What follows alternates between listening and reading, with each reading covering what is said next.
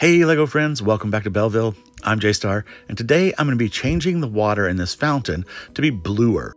Right now, the Translight blue bricks are on a white base plate in there, and I want to change it to be a blue base plate like all these in my canal. I will be changing the canal to cheese slopes like are in the fountain that give it that little sparkle, but you can see the difference between a blue base plate and a white base plate there. So that's what we're doing. We're going to change the bottom base plates. Fortunately, this project won't be too hard because the area around my canal is built basically like a mill's plate. It's built up by 3 studs so that the sidewalk is higher. So my thought is I'm just going to replace the base plates in this middle section. You can see I put white ones in there before, but now I want blue. And I'm trying to keep everything organized so it'll be easier to go back in. When laying out this fountain, I had to be very careful about where I put the cheese slope pieces and the flat pieces because of the curves. You have to have flat tiles underneath the curves or those macaroni pieces will not fit. And you'll see that I messed that up. I always think it's going to be easy just transferring bricks from one plate to another or whatever. But for some reason, I always get confused and just discombobulated. I added some more supports under here to make these new blue plates fit without just changing everything. That one's too long and that one's too short, but we'll make it work.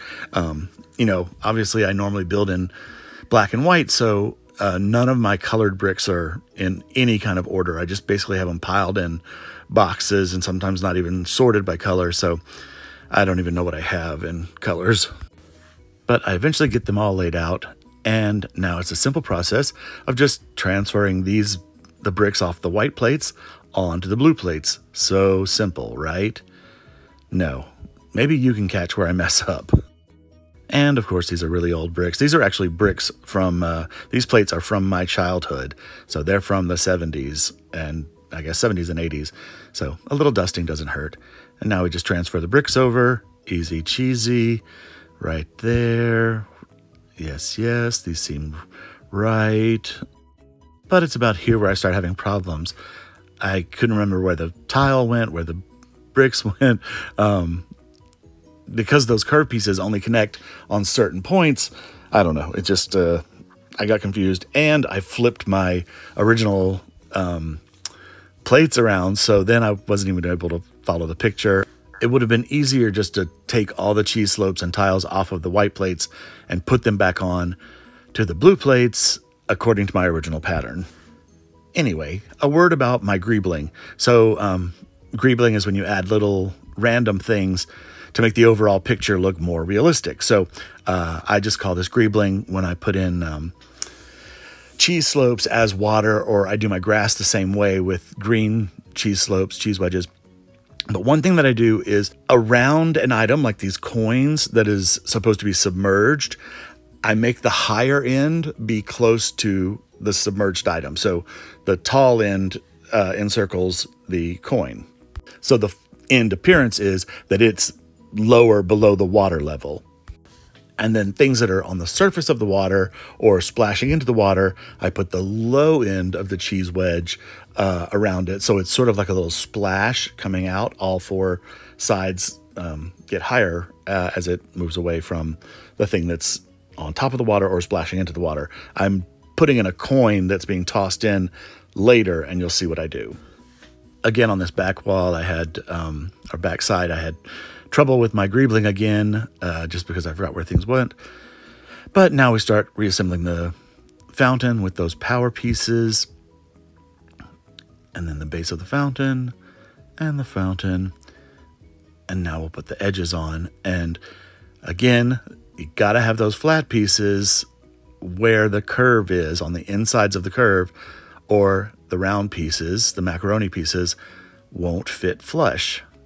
Like here, I have that piece turned the wrong way, so if I put the low end towards the curve, then it will actually fit. Voila. And the fountain is complete, all back together, beautiful. And now I want to add that tossed coin detail. And what I'm going to use is one of these little action pieces. And already in the fountain, instead of one of the cheese wedges, I used a 1x1 stud with a hole in it. So you just fit the action piece down in the stud hole with the coin on it, and now it looks like the coin is going in at an angle.